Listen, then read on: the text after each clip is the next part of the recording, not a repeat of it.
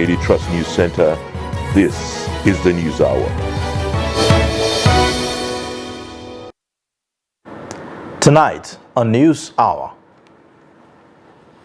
Nigerian ambassador to Sudan appeals for patience from parents, students trapped in the war-torn country.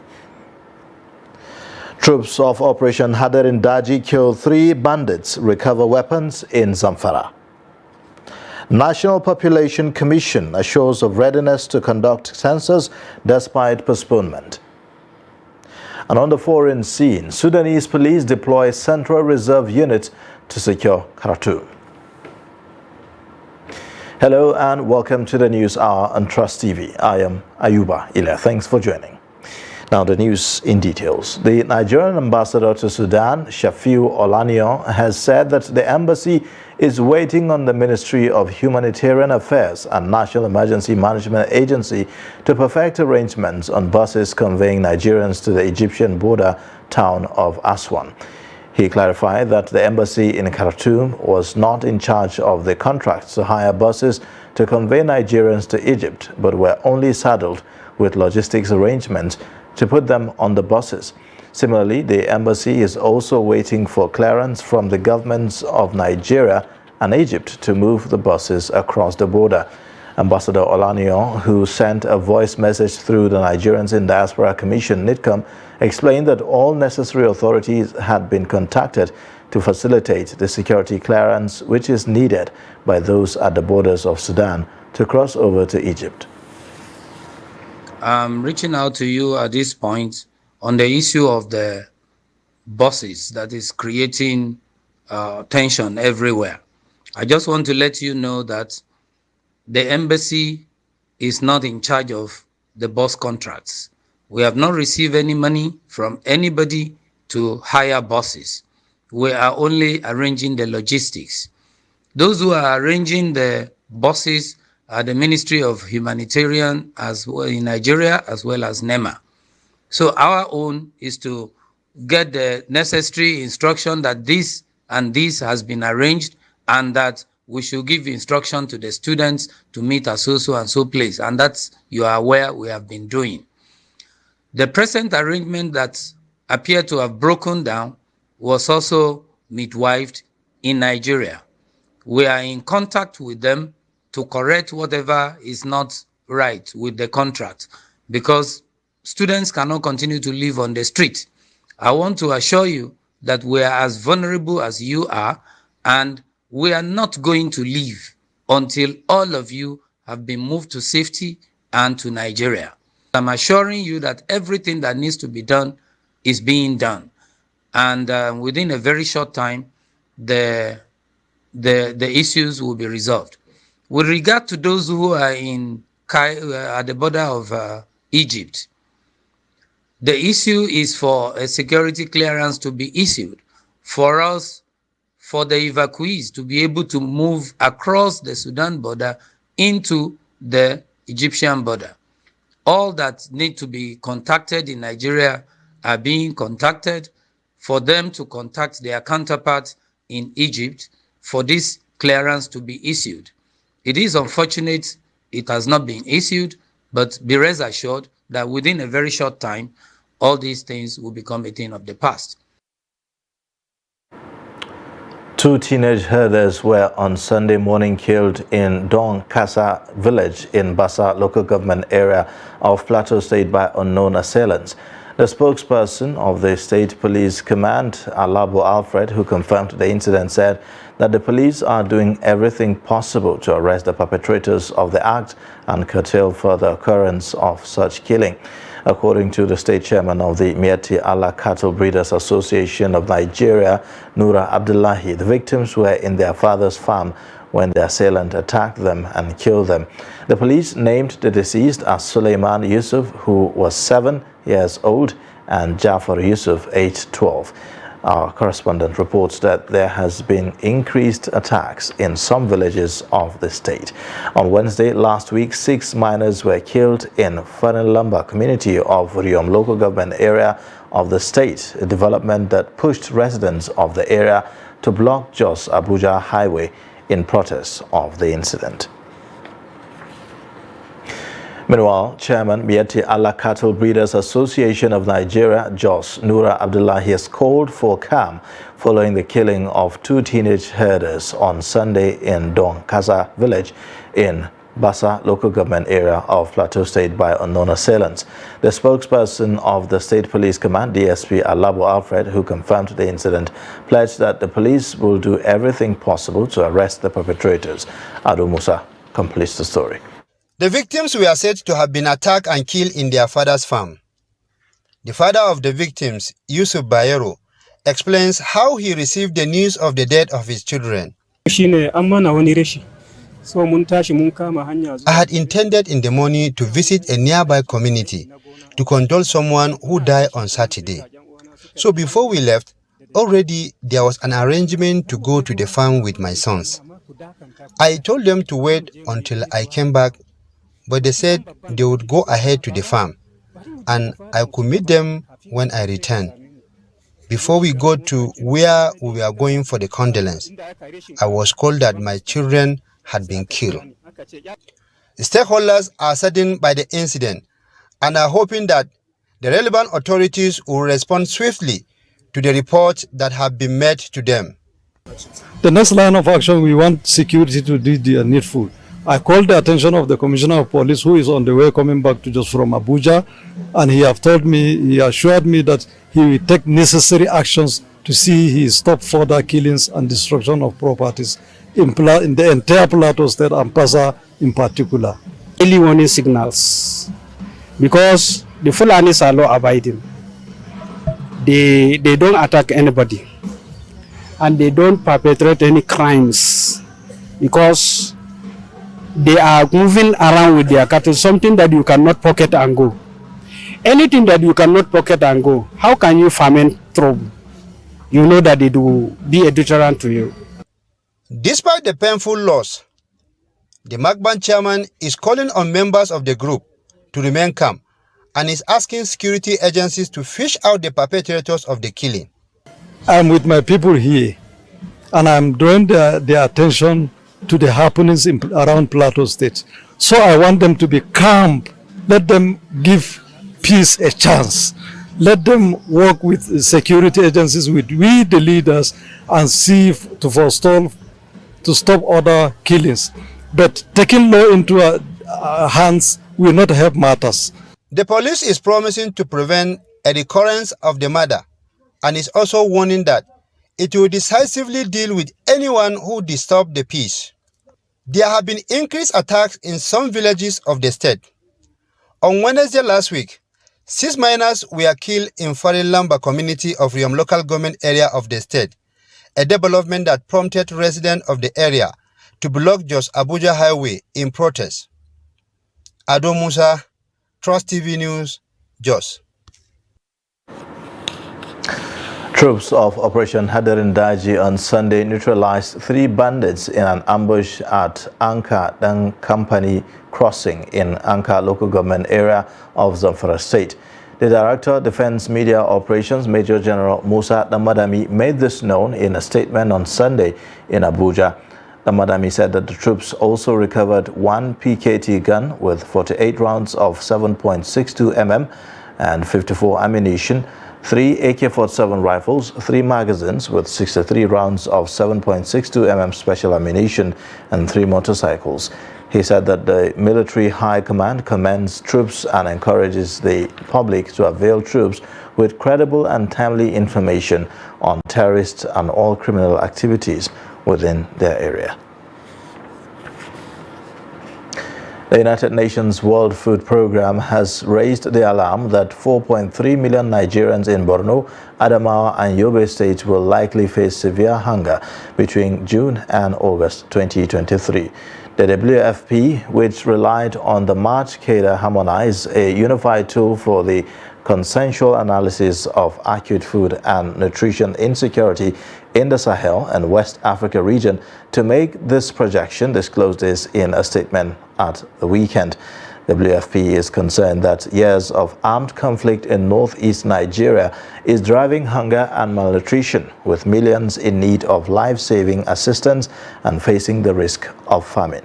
According to the UN agency, the ongoing conflict has affected the nutrition status of children on several fronts, adding that 2 million children in northeast region are projected to suffer from acute malnutrition. WFP said that it requires $190 million over the next 6 months to provide life-saving food and nutrition assistance to the most vulnerable people. Now, after 1 month in captivity, a Catholic priest, Reverend Father Michael Osomuga, has been freed. Osomuga regained his freedom from his abductors on Saturday. He is of the St. Paul's Catholic Church parish in Osu in Isiala, Mbano local government area of Imo State. One of his parishioners, Chinedu Osuji, confirmed to journalists on Sunday morning that the cleric has regained his freedom. The National Population Commission, NPC, says it is prepared for the 2023 population and housing census, which has been postponed by the federal government. The Director of Public Affairs of the Commission, Isiaka Yahaya, disclosed this while addressing journalists in Abuja. Kabir Lawal reports.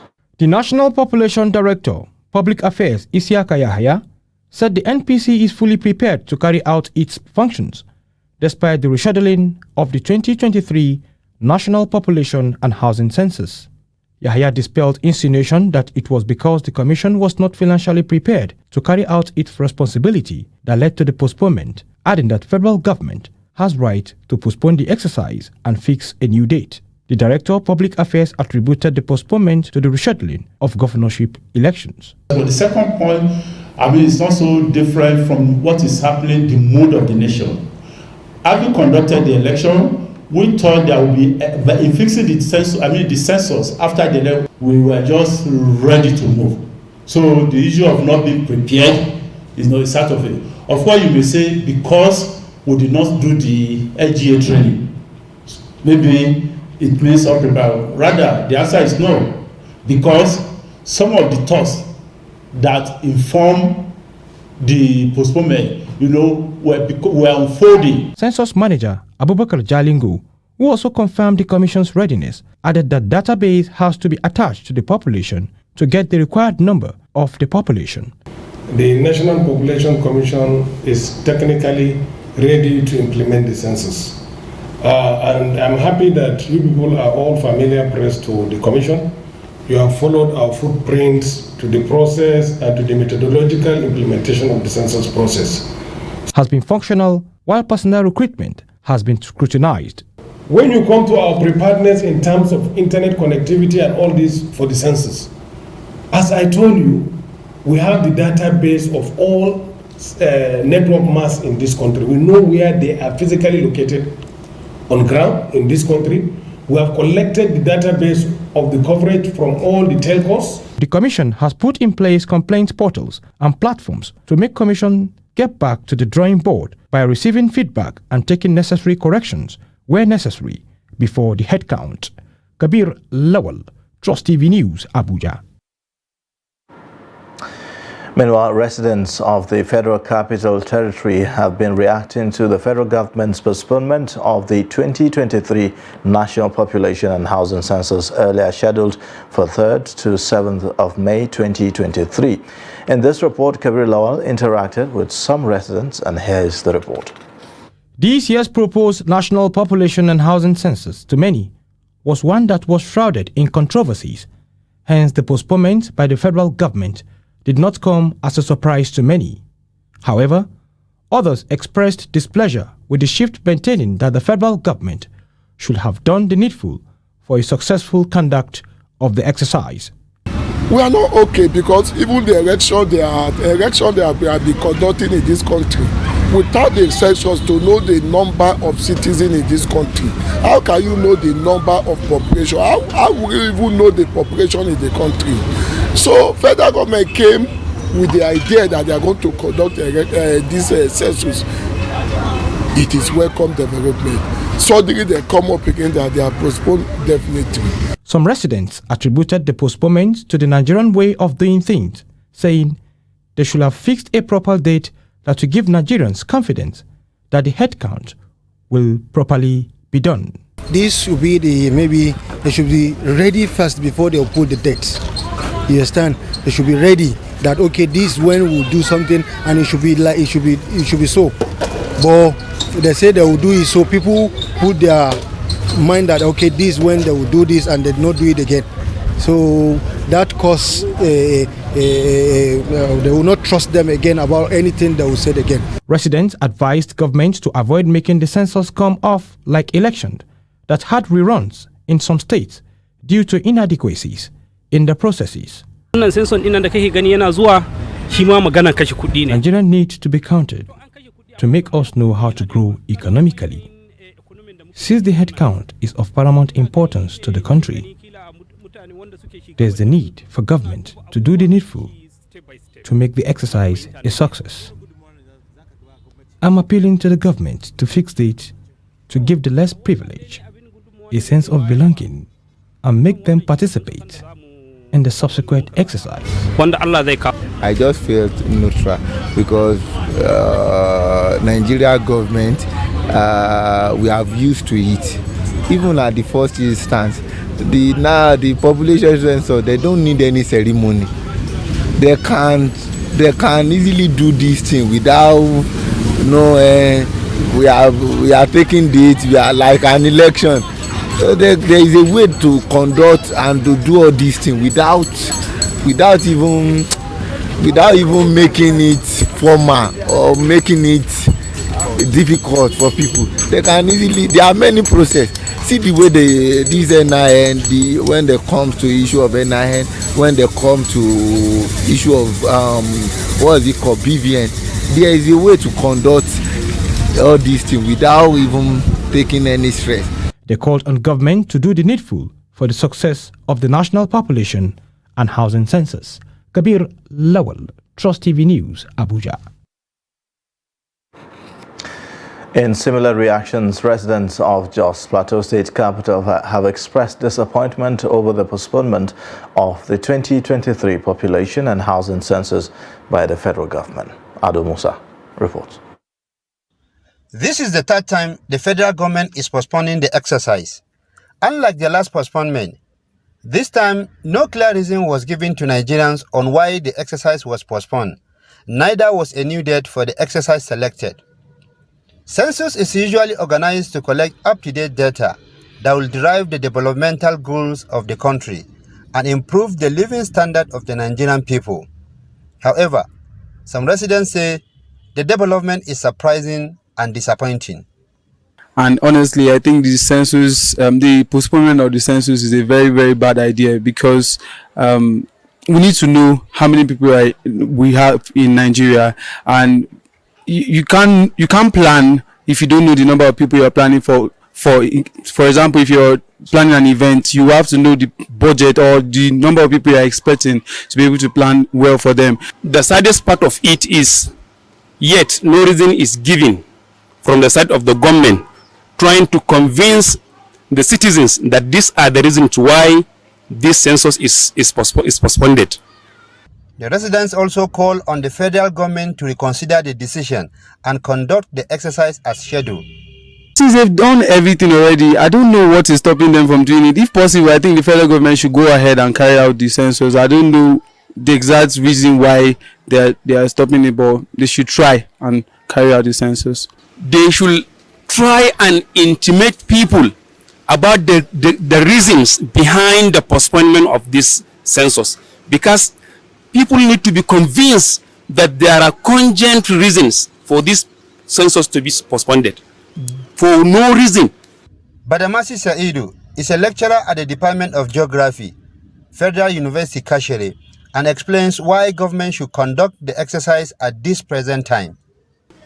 In the first instance, when you are getting information about persons, you need to know the sex and ages of all categories of people in the country.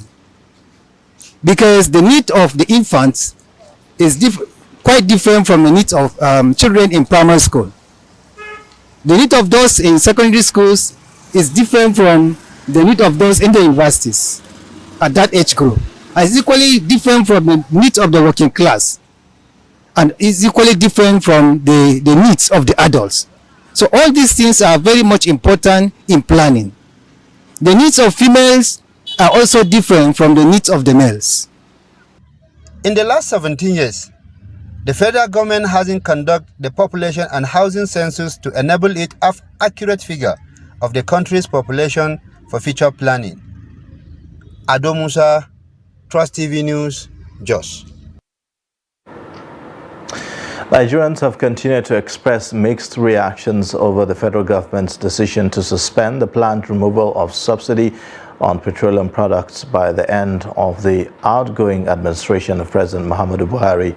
They, however, called on the federal government to use the period of the suspension to map out a plan that will ensure that Nigerians do not suffer the impact of the exercise, but rather enjoy the benefits of the removal whenever it comes on stream. Salis Lawan reports. On Wednesday last week, shortly after the valedictory council meeting, presided over by Vice President Yemi Osibanjo, the Minister of Finance, Budget and National Planning, Zainab Ahmad, explained that the council deliberated on the matter and resolved that the fuel subsidy cannot be removed now. It will be recalled that before the recent decision, the federal government had planned to distribute the $800 million World Bank grant among most vulnerable Nigerians to help cushion the effect of the fuel subsidy removal. It is a welcome development because the earlier decision of the federal government to remove the petroleum product subsidy did not go down well with Nigerians. And believe you me, if the subsidy is removed, I am telling you, prices of everything will double. And this is going to be much more difficult for Nigerians to survive in the country. Some Nigerians reacted to the recent developments. A while, it will be a short-time relief to ordinary Nigerians. But in the long run, our treasury will be hit very hard. Instead of the federal government to use those funds to build more infrastructures, it will be channeling it to paying subsidy. I think the better option is for the government, whether through public partnership or whether through public and private partnership, should build more refineries. Gaskiya magana mai muna shan wahalan mai saboda wani gidajen mai din suna sayar mana shi 280. For me, it's better the subsidy be removed because it has no direct impact on us. Gaskiya yanzu kan mai ya samu wallahi dan a yanzu haka ma yanzu nan ma daga gidan mai muka fito. Although we are suffering even with the fuel subsidy, I hope the recent development will help cushion our hardship. The Nigerian government has, for decades, subsidized fuel and fixed retail prices for petroleum products. The payment has, however, threatened the nation's fiscal position and impacted government's ability to fund developmental projects across the nation. Salis Lawan, Trust TV News, Yola. Still on reactions, they have trailed the non-availability of the new Naira notes in circulation as many people were accused of hoarding them ahead of the December 31st, 2023 deadline by the central bank when the old notes will be phased out. Some traders in Bauchi State decried the situation and called on the relevant authority to take necessary action to make them available. Trust TV's Adamu Imam reports. Traders and small business operators in Azare town are unhappy with the scarcity of new Naira notes in circulation. This, they say, may likely cause another cash crunch when the old notes are finally phased out. They blame large-scale marketers for holding the currency. I am sure that people hide the new Naira notes. The big businessmen are usually holding the new Naira notes because even price of animals in that market differs. According to the currency you have, the price of animals paid for with the new notes is higher, while the ones bought with old notes is lesser. Also local, especially Fulani herders, usually come during weekly market days with the notes, but when they close from the cattle market, they go back with the new and old notes. However, when they return, they hide those new ones and come back with the old notes for transaction as a result of December deadline. I believe as the Supreme Court already give order until 31st December, although now you usually know whether I think when the time came there must be another injunction of court, because if not, the money will be the other problem we faced before this one will be more than that. Some business operators and bank customers expressed concern over the matter, explaining that the problem has a multiplier effect that needs to be tackled as soon as possible. Because a lot of bankers are relying or are considering those that have much money in their account. So they are the ones that used to get the money from the bankers. But people that are rendering a little bit business or small scale business are not be able to have direct source or direct money from the bank unless when they come to us. Have not been available, especially since they say that they will continue with the old Naira notes. We have not been seeing the new Naira notes anymore. The new Naira notes, just like it vanished. Because even in the market, if you go now, you cannot find new Naira notes, just old Naira notes that you see in the market. According to the central bank, there has been a 71% increase in the currency in circulation. Yet, the new notes are becoming unavailable for the majority of Nigerians, with each passing day a situation many describe as worrisome. Adam Imam, Trust TV News, Bauchi. You're watching the News Hour on Trust TV. Coming up shortly. Take a look at the story of a 15-year-old internally displaced inventor. Details and more after the break.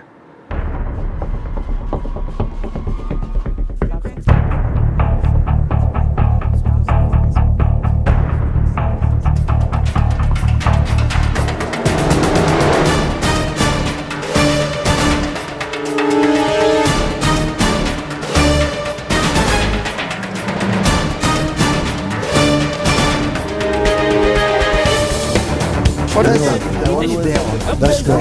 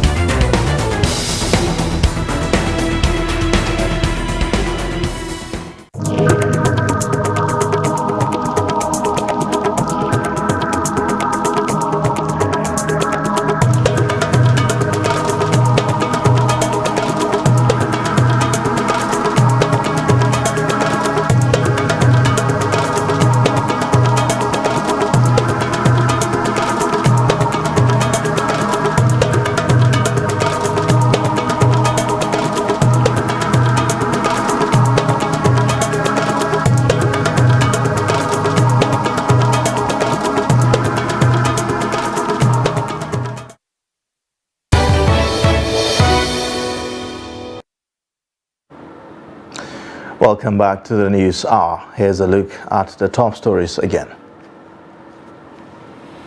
Nigerian ambassador to Sudan appeals for patience from parents, students trapped in the war-torn country. Troops of Operation Hadarin Daji kill 3 bandits, recover weapons in Zamfara State.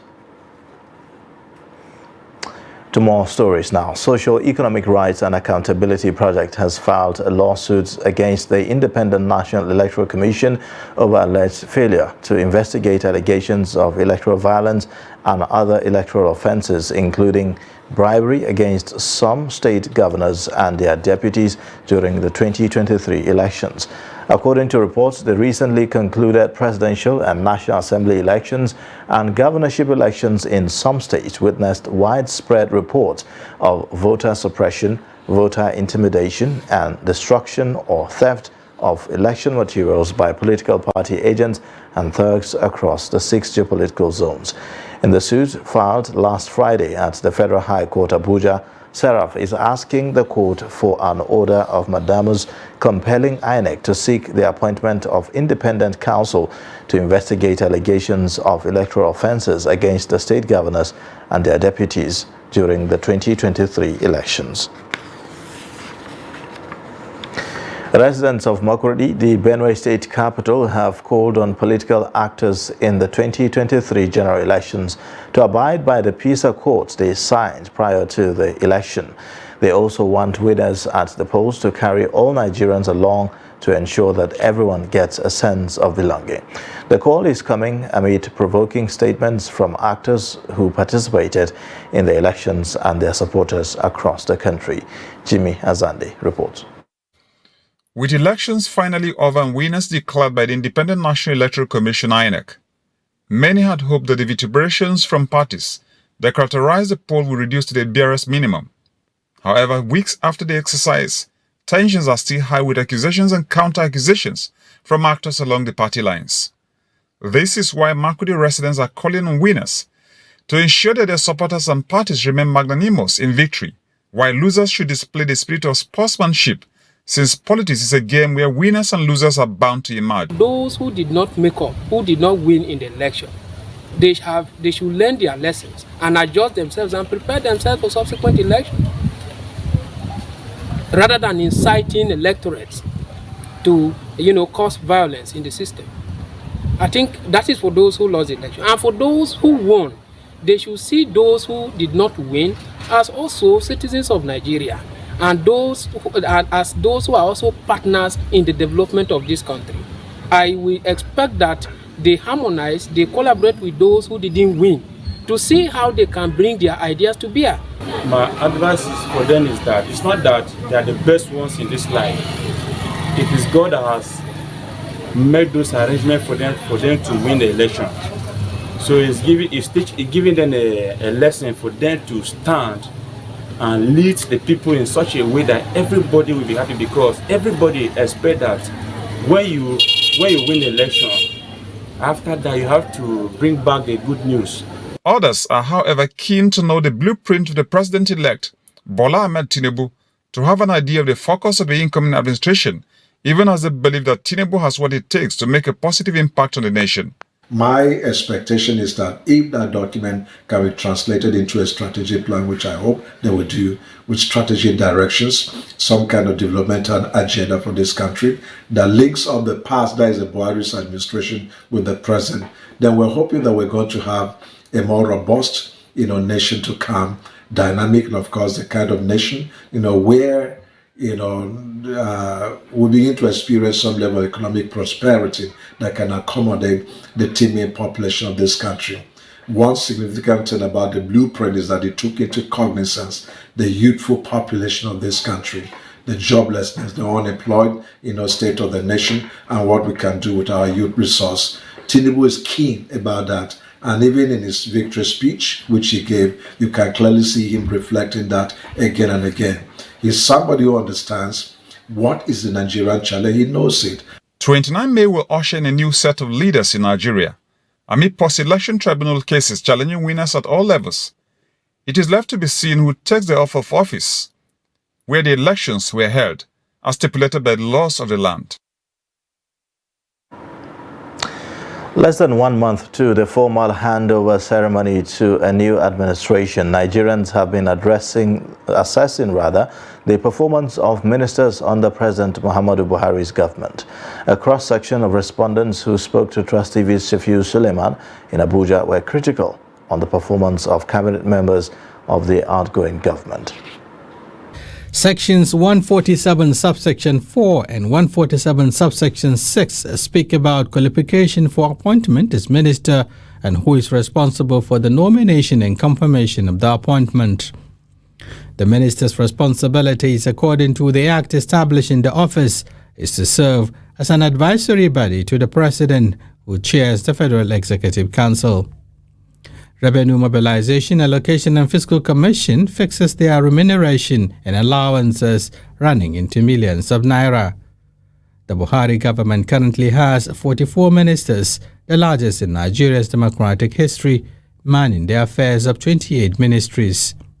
His first tenure in 2015 had a composition of 37 ministers, including those with state portfolios from across the 36 states. Though their nomination came 6 months after take-up of the administration, their rating, according to Nigerians, was abysmal compared to the huge expectations. The worst I can say, one is that man from Kano Agric, the second is the power minister, the one sacked. They do nothing. Now, our economy will not do well now. That is truth. Our economy is down. So the minister didn't perform? He did not perform very well, from my own understanding. You see, Minister of Finance, the Minister of Finance, the Minister of Petroleum, what we experienced this past week, the Minister of Labour, didn't even support ASU. Look at what we went through as students. The worst part is their power sector. That one, I don't know. That one is the worst. And education, no. There's nothing to talk about them. 18 out of his ministers could not make the return after winning re-election in 2019. But 12 ministers not only returned, but retained their portfolios. That, according to respondents, did not make much difference. If you go to the education sector, the same thing. They just went on strike for over almost a year. So what will I assess a Minister of Education for? Is it because of this? You didn't handle that ASU strike well. Then when you get to the Minister of Health, you saw what happened in the health sector. Our sports, especially the Super Eagles, they didn't perform well within this period. So I think the Minister of Sports, the next person coming has to do something. The Ministry of Power is the worst ministry. I can say work ministers. Okay. Work ministers, because for the first government they have been talking of the second Niger bridge. Nobody does anything about it. But Buhari did it. Defense, they are trying at least. Since it has been long we had about bombing and all those things. The military, they are trying. Those ones, those parts, they are trying. But other ones, I don't know about. The Minister of Science and Technology, you understand, he really performed because our science and technology has increased. Then the Minister of Works, as I was saying, he tried, you understand, but he still have some roads undone. While Nigerians count their gains and losses of the administration, they expressed hopes that the incoming administration will learn from its predecessor, avoid delay in constituting the cabinet, and put the round peg in square holes. Shapiro Suleiman, Trust TV News, Abuja.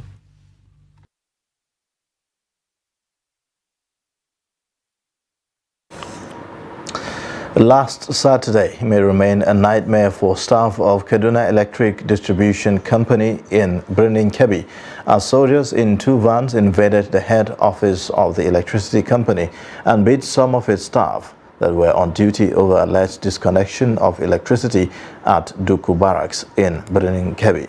Electricity consumers in Birnin Kebbi have been experiencing poor power supply in the state capital, particularly during the last Ramadan. Condemning the act, KETCO Head Corporate Communication Abdulaziz Abdullahi, in a statement made available to Daily Trust on Sunday, said that the military had never lodged any complaint regarding its services or any perceived grievances it might have had with the company before attacking its staff. A source at the barracks blamed the electricity company for not being discreet in disconnecting the army formation. According to the source, leaving the army formation where enormous weapons are kept and stockpiled in darkness is extremely dangerous and risky. The presidential candidate of the New Nigeria People's Party and the leader of the Kwankwasia political camp, Rabiu Musa Kwankwaso, has said that the incoming government in Kano State will determine the coming back of the dethroned Emir of Kano, Sanusi Lamido Sanusi II. Kwankwaso, in a viral video shared across social media platforms, also hinted at revisiting the issue of the state emirate that was divided into 5 during the administration of the incumbent Abdullahi Umar Ganduje. The Kwankwasia political camp is largely seen as a political structure that mostly identified with the dethroned emir. He further prayed for God's intervention to allow the incoming governor to be able to handle things easily. Stakeholders have called for improved animal health care as a way of improving the general well-being of the society. They made the call in Yola while conducting free vaccination for dogs and cats as part of events marking the World Veterinary Day in the state. Salis Nawal reports. The World Veterinary Day is an annual event celebrated on the last Saturday of April to increase awareness on the importance of veterinarians in promoting animal health, welfare and public health. This year, the event fell on April 29, and animals, especially dogs and cats, received free vaccination against rabies.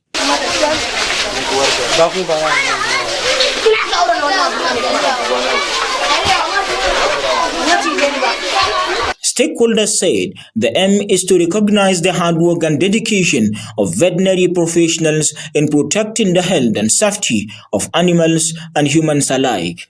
So in Adamawa State, for this year's World Veterinary Day, we have decided to bring our work, to bring the vaccination closer to the people as much as possible. That is why we are doing it here. We have never done it before.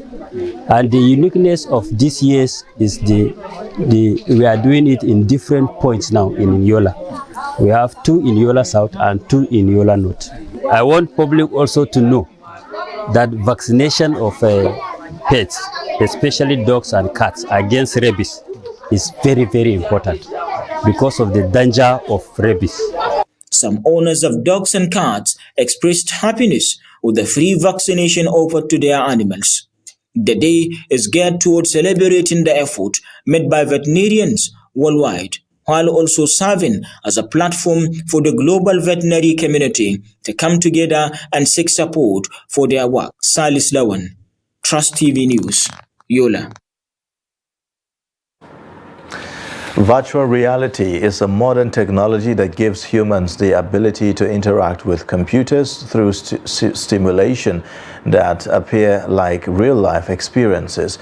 For the first time, a virtual reality game has been launched in Gombe State, with some students focusing on educative virtual reality games to enhance productivity in schools. Trust TV's Ibrahim Ismail met a student of the College of Nursing and Midwifery Gombe who leverages the power of virtual reality to improve her learning ability. The report. This is the first ever virtual reality game center in the whole of Gombe State. Youth and children here enjoy the company of the modern technology. Blessing Bala is a student of midwifery and public health at the College of Nursing and Midwifery Gombe. She often takes lessons to improve her knowledge of human anatomy through virtual reality. It has improved a lot because you see things the way they are, very raw, and then it's very easy to view things. Because, you know, I talked earlier that it's a different world entirely. So you're going to see things very easy and then very close to you. I don't know if you get me. Because when you click on a cell, it's going to show you everything about the cell, with the videos, with the pictures, with everything. She finds the virtual reality technology to be very supportive and hopes that the tech could be made available to students at all levels to improve understanding. Others who play the virtual games share their experience as they learn new techniques in football and driving. What they are not doing in the pitch, I can do it on the game. Like, I got educated, like more ideas when it comes to football. I do them on game and all this. Operators of the game center said they offer education virtual reality games for school children, pointing out that the technology can change the future of education. Yeah, we do have track of people come and thank us based on what we taught the children, and they played well. and after playing our educational games, like we do find them they improve in their educational activities. For Blessing, virtual reality can be used to enhance students' productivity. She urges governments at all levels to deploy virtual reality facilities to school for educative purposes. It's full of fun and you're going to learn a lot because you're going to see the internet closer to you. You'll be able to access so many things on the internet when your other phone cannot be able to access that to you. So our government, this is a very good platform for people to come and learn. This is the adult skeletal system. It has over 200 bones, hold the body together, give it shape, protect organs and tissue. So I am now taking a lesson on the muscular system. I can see the muscular system very visible. Resolution of the Human Anatomy Image Project is epic, and such encourages students to learn seamlessly. Ibrahim Ismail, Trust TV News, Gombe. An internally displaced teenager in Borno State says he wants to make life easier for his state and the country at large through engineering. He is Sadiq Alhaji Mala, a 15-year-old boy with exceptional abilities which enable him build lots of things with improvised materials. Bitrus Kuruti takes a look at some of his works and now reports. At the peak of the insurgency in the northeast region, Abadam local government was not spared from Boko Haram attacks and destruction which displaced thousands of communities in 2014. The parents of 15-year-old Sadiq Mala were also affected as they were forced to relocate to Auno in Maiduguri. Despite the financial challenges that hampered his desire to further his education, Sadiq has a unique ability of constructing replicas of machines and tools with improvised materials. His fabrications include aeroplanes, tricycles, cars, and many more.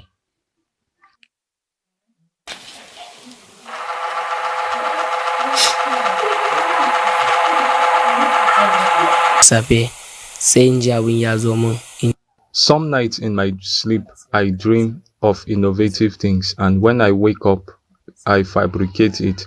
I get my materials using the money I make from hawking sachet water. I split the money to two, one for my mom, then the other I save it to get these items. I dropped out of school because there is no money to start secondary school education. He believes that when he becomes an engineer, his inventions in the future would make life easier for people, as inspired by the good works of the state governor, who is his role model. I admire what the governor is doing in the state, helping people, especially those displaced. He is an engineer. I want to be one also. I want to invent things too. Like the tractor I made, it's something to help local farmers and reduce manual farming. I want to invent things that will carry out difficult tasks. Sadiq's mother is seeking support from well-meaningful individuals to make her son's dream. When he started constructing prototypes of machines, I frowned at him because they are just toys. But when I saw them functioning like real things, I was surprised. It made me believe in his efforts. I really want him to further his education. Since we left the IDP camp, I've been into farming, but it's not enough to raise the money for his education. And I am not doing any business to support him and the family. Just as other kids of his age attend school every day, Sadiq Mala spends time fabricating something new to fuel his passion, with the hope that a day will come when his dreams will come to pass. Bitrus Kuruti, Trust TV News, Maiduguri. Vice President Yemi Osinbajo on Saturday attended the opening ceremony of the 2023 Mo Ibrahim Governance Weekend in Nairobi, Kenya. The forum, tagged the Ibrahim Governors Weekend, brings together leading voices from across Africa and beyond to discuss germane issues around the progress of the African continent. The Mo Ibrahim Foundation, the organizer of the annual forum, was established in 2006 with a critical focus on the importance of good governance and leadership for Africa. This year's theme is Global Africa. On the foreign scene, the Sudanese police has deployed the Central Reserve Forces in the streets of the capital Khartoum to maintain security, as fighting between Sudan's army and the paramilitary Rapid Support Forces entered a third week. And U.S. Secretary General Antonio Guterres said on Saturday that there is no right to go on fighting for power when the country is falling apart. Local authorities in Khartoum have put civil servants on open-ended leave due to the security situation, though the majority of the residents have already been hiding at home since the fighting broke out. Heavy fighting again rocked Sudan's capital on Sunday as tens of thousands fled the bloody turmoil and army forces clashed with paramilitaries for a third week despite the latest ceasefire, which was formally set to expire at the end of the day.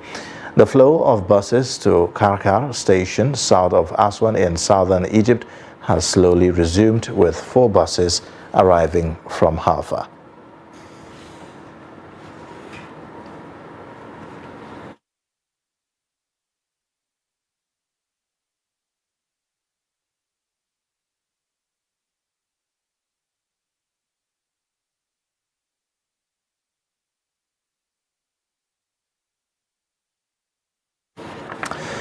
Now, reports reaching us says that suspected bandits have killed at least 40 people in villages in Kebbi and Zamfara states during a dawn attack on Sunday.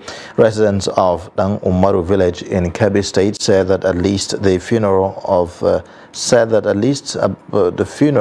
about 27 people have taken place, while several others have sustained various degrees of injuries.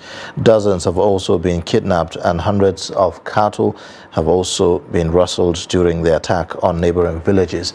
In Zamfara state, 3 people were killed in Shinkafi village. We'll bring you more details as it unfolds.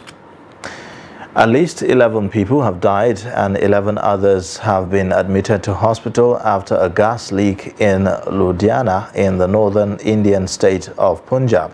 According to a top city official, the entire area was being evacuated.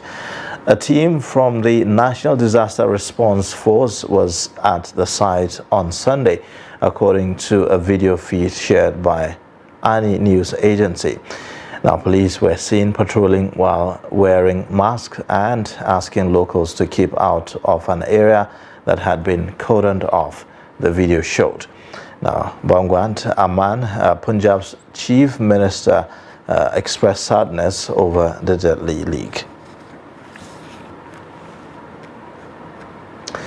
Now to some sports stories. Team Nigeria began its participation at the ongoing African Under-18 and Under-20 Athletics Championships in Ndola, Zambia, on a bright note, with the duo of Joma Praise and Oshokpo Grace grabbing 2 gold medals. 42 athletes are flying the nation's flag at the combined 4th African Under-18 Championships and the 15th African Under-20 Championships, which began Saturday. Nigeria's first gold medal came from the triple jump Under-18 event, where Praise jumped 12.67 meters. A few hours later, Nigeria increased the tally to 2 gold medals, with Oshokpo Grace jumping 13.03 meters in the Under-20 triple jump event. The high jump event for Under-18 boys was going on at the time of this report.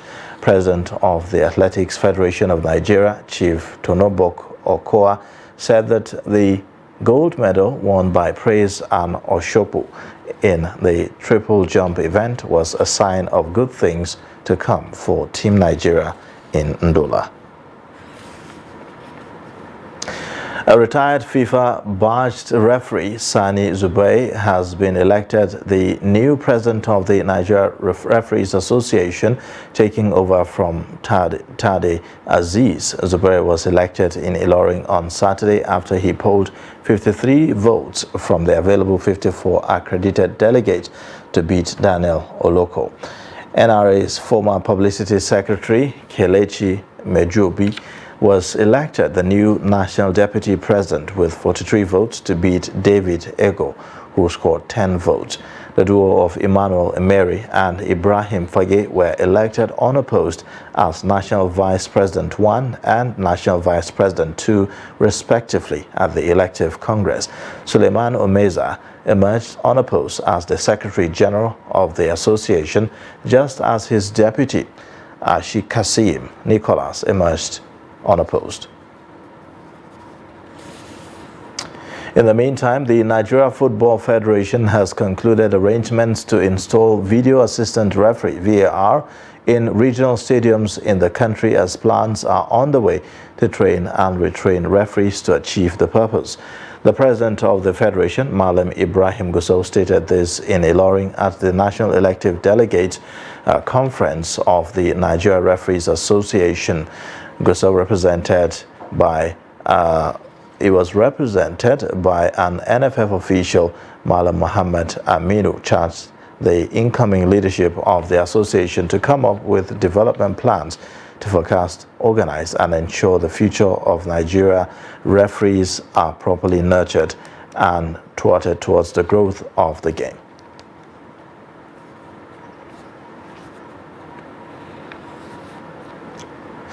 Now to our kicker of the day. Tapshak Dakihas has always sought to improve the hand he was dealt, starting with his education. Later, he turned his attention to his first acoustic instrument. Now, the self-proclaimed Tinkara is taking his musical innovations to new heights, creating some brand new sounds in the process. Take a look.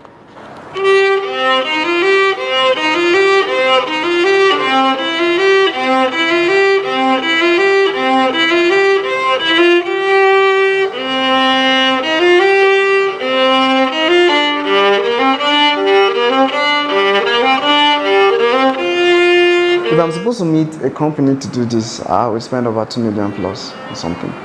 I know of Dr. Paul Zenech's saxophone that he actually spent too much, and a lot of musicians spend a lot to make a specific improvement on their instrument.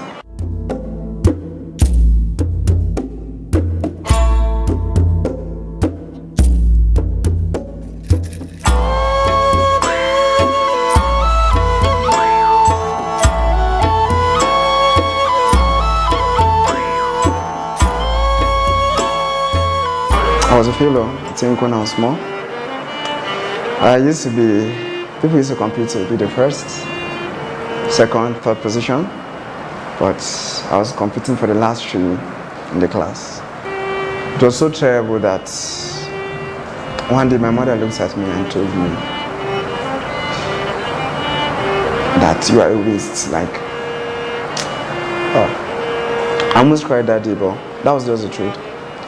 But I remember my sister looking at her and telling her that, don't worry, one day he will surprise you.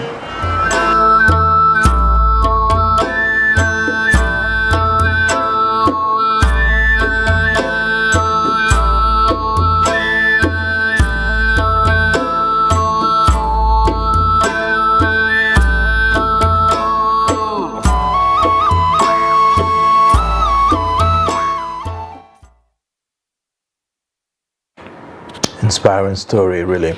Now, this is to announce to our viewers that Trust TV's morning show, The Daybreak, will now air from 8 a.m. to 10 a.m. against the 7 a.m. to 9 a.m. broadcast time, beginning from tomorrow, Monday, May 1st. Do well to join us on the show for in-depth analysis and updates on current issues. And that's our news hour for tonight. In case you've missed, you can always catch up across all our social media platforms and also on our YouTube live stream. I am Ayuba Ila. Thanks for watching. Bye for now.